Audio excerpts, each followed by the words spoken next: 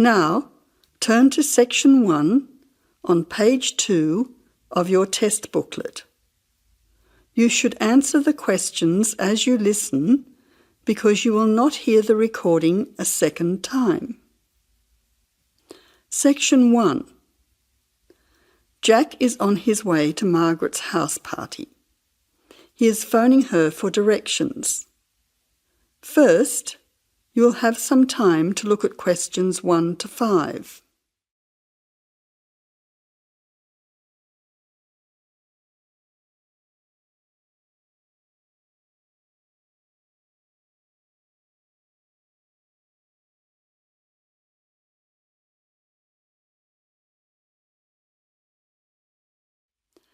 You will see that there is an example which has been done for you.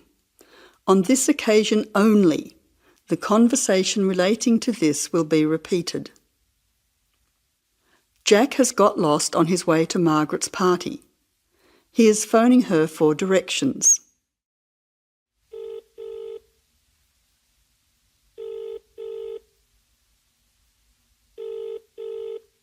Hello, is that Margaret? Yes, who's speaking?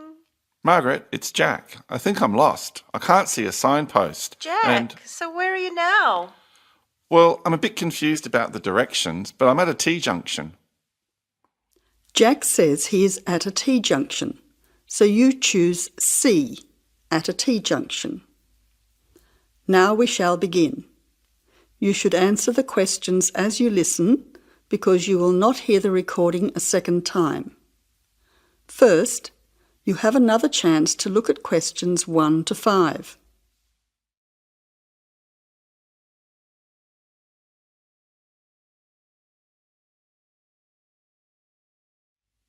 Now listen carefully and answer questions 1 to 5. Jack has got lost on his way to Margaret's party. He is phoning her for directions.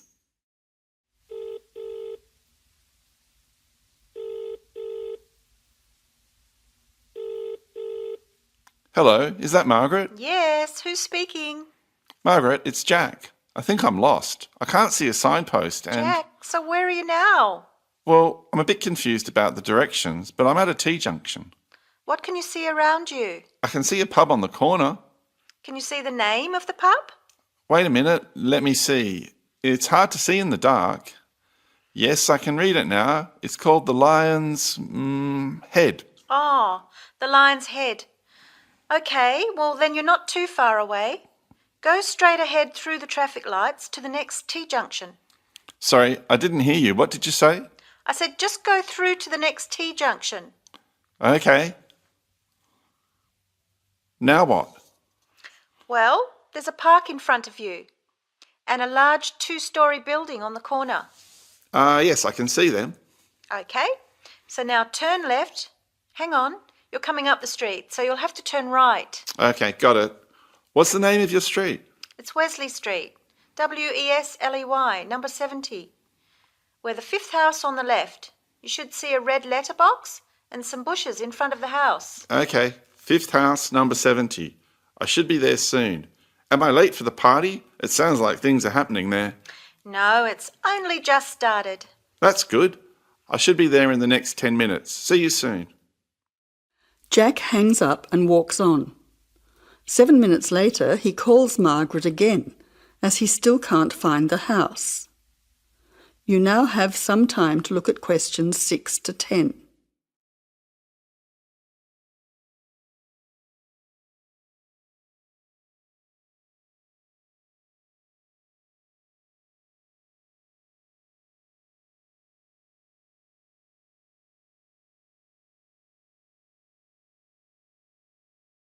As you listen, answer questions 6 to 10.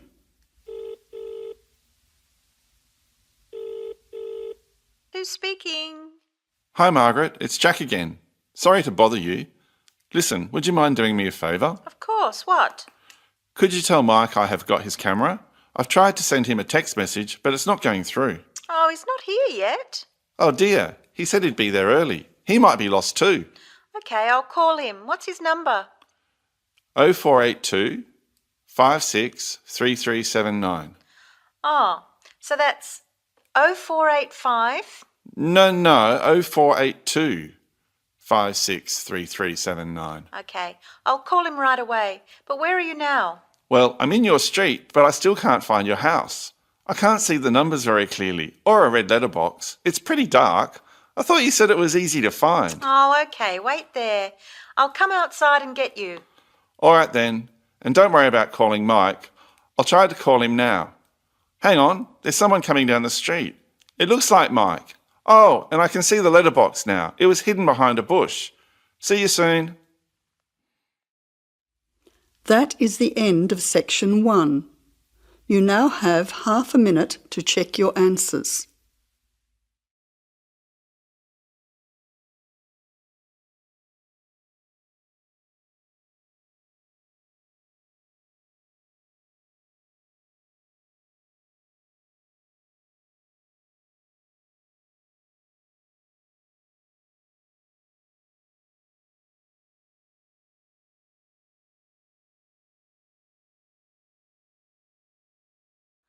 Section 2.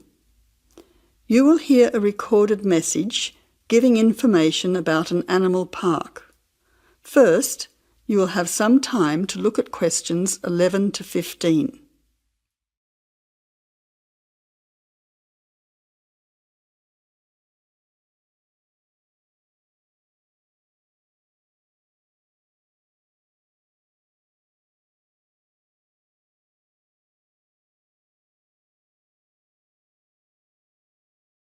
Now listen carefully to the first part of the message and answer questions 11 to 15.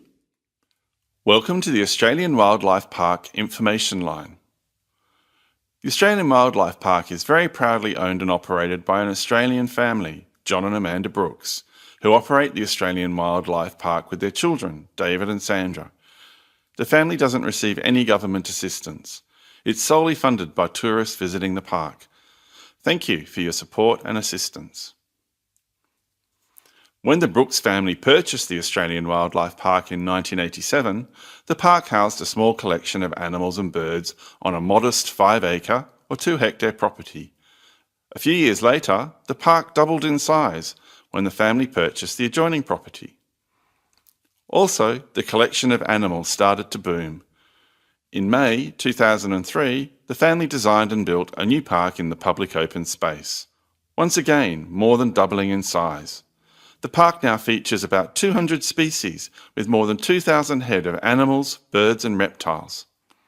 Regarding the entry fee, adults pay $23, children aged 3 to 14 pay $10, aged pensioners are $17 and students are $16. One of the great things about the Australian Wildlife Park is that all of the attractions are included in the entry fee. No extra money is needed around the park, so make the most of your experience. All shows, talks, photo opportunities and animal food are included in your entry fee. In addition, the Australian Wildlife Park is open every day of the year from 9 a.m. to 5:30 p.m, except Christmas Day, 25th of December. Before the final part of the message, you now have 20 seconds to look at questions 16 to 20.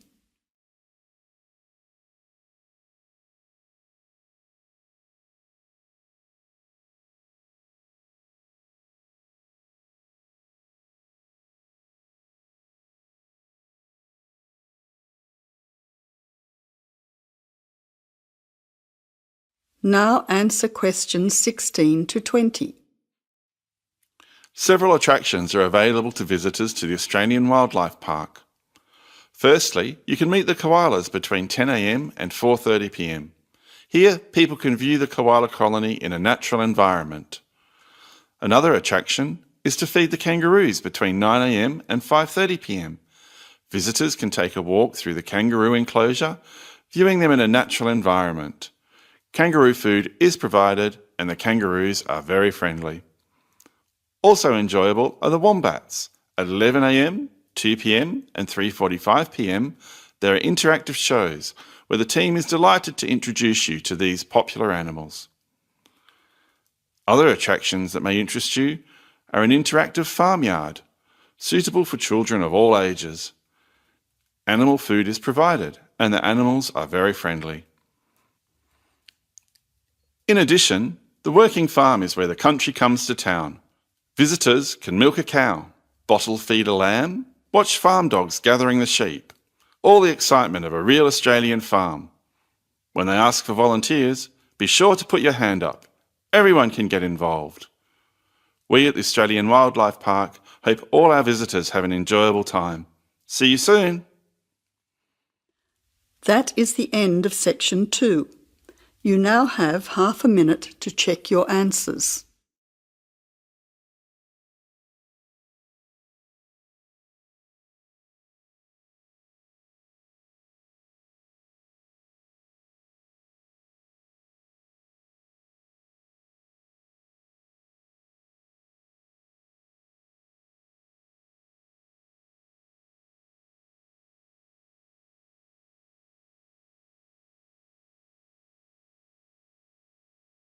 Section 3. You will hear two students, called Richard and Shirley, discussing the information they have collected so far for a group project. First, you will have half a minute to look at questions 21 to 30.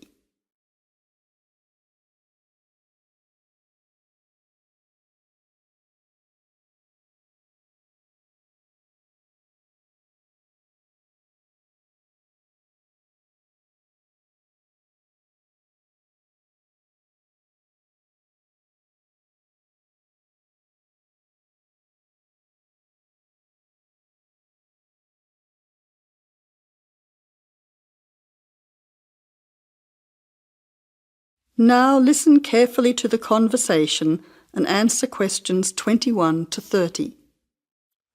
Hi Shirley, glad you could meet me at the weekend to talk about the research we have to do on energy. Yes, Richard. I think it's important that we stay focused on the specific area of our research, energy consumption. Did you know that the demand for electricity is growing faster than coal, oil and gas can supply it? Yes, indeed. Coal and oil, which I discovered are also known as fossil fuels, could have disastrous effects on world climate. My research supports you. I also found out that the weather could be affected by global warming. However, a range of fuels are used around the world. Did you know that the most common fuels are the fossil fuels, with oil accounting for almost half at 45%? Coal and natural gas are equal next at 20%, with nuclear power being the lowest at 7%. Other sources of energy are also near the bottom at 8%. Before the final part of the conversation, you now have 20 seconds to look at questions 27 to 30.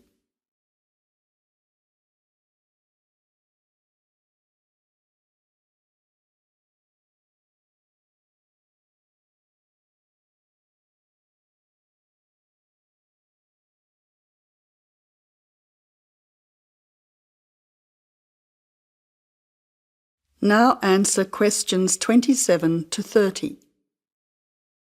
That information will be useful when we look at the different energy sources in detail. We also need to look at the pros and cons of each type of energy. We've already said that fossil fuels increase the world's temperature, but we also need to mention the most serious issue, that these three types of fuel are finite, meaning they will not last forever. Another major disadvantage is that by burning coal and oil in particular, chemicals are released into the atmosphere, which combine with water to fall back to Earth and damage both plant and animal life. That really sounds useful. If you focus on coal, oil and gas, I'll look into nuclear power.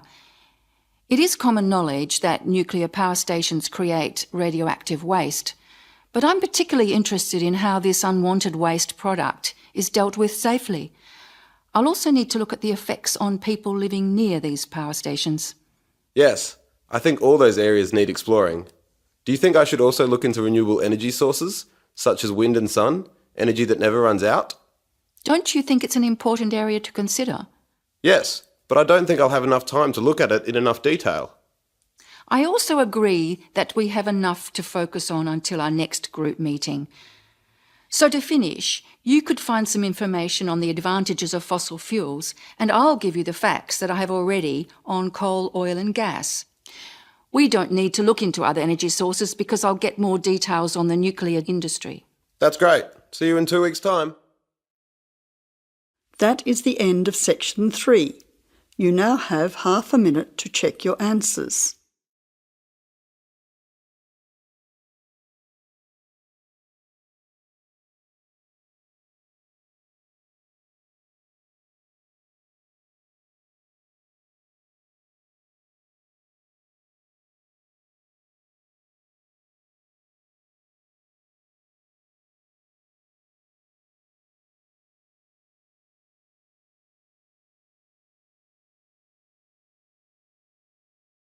Section 4.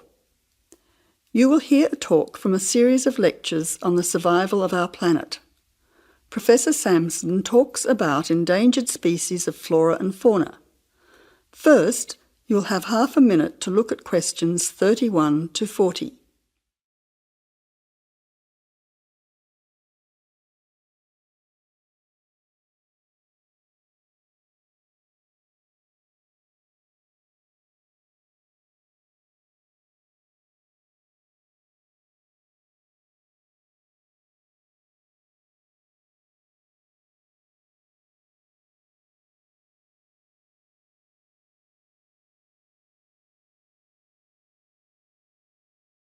Now listen carefully to the talk and answer questions 31 to 40.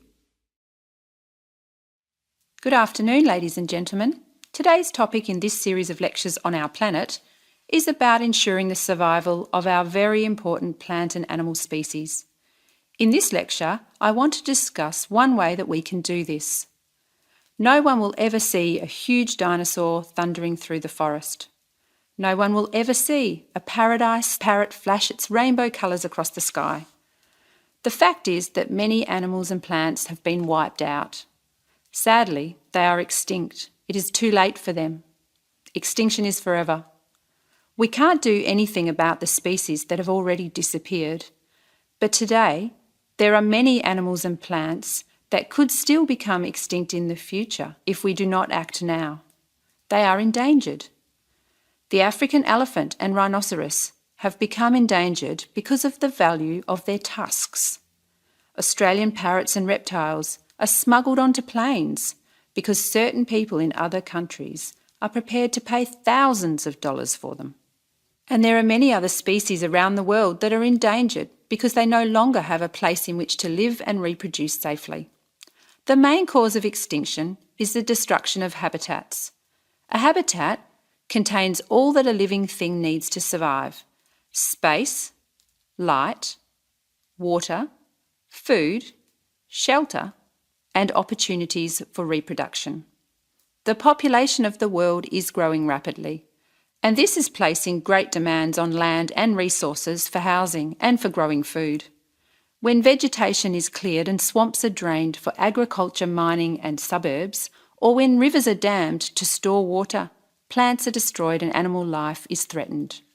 In other words, humans are changing and destroying the habitats of animals and plants, which is in turn reducing their chances of survival.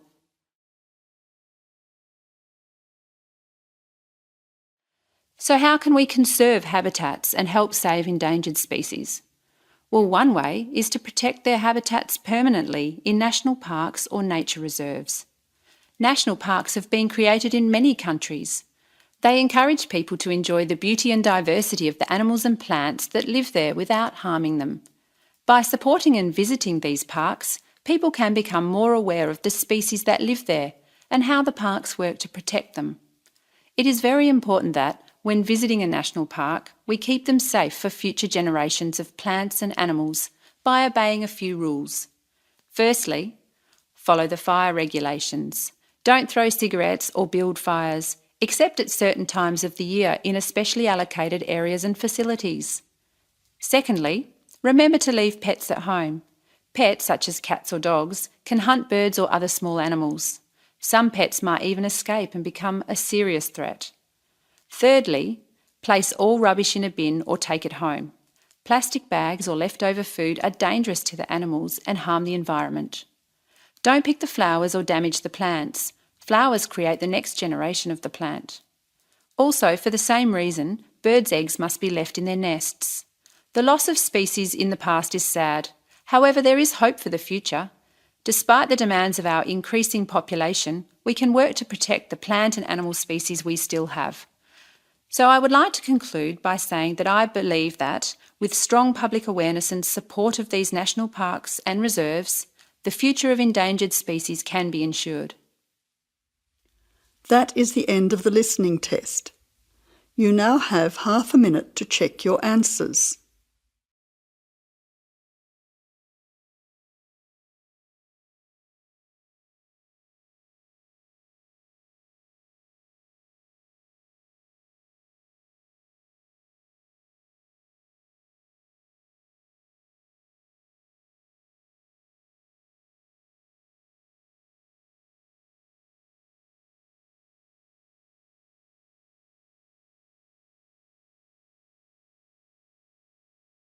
You now have 10 minutes to transfer your answers to the listening answer sheet.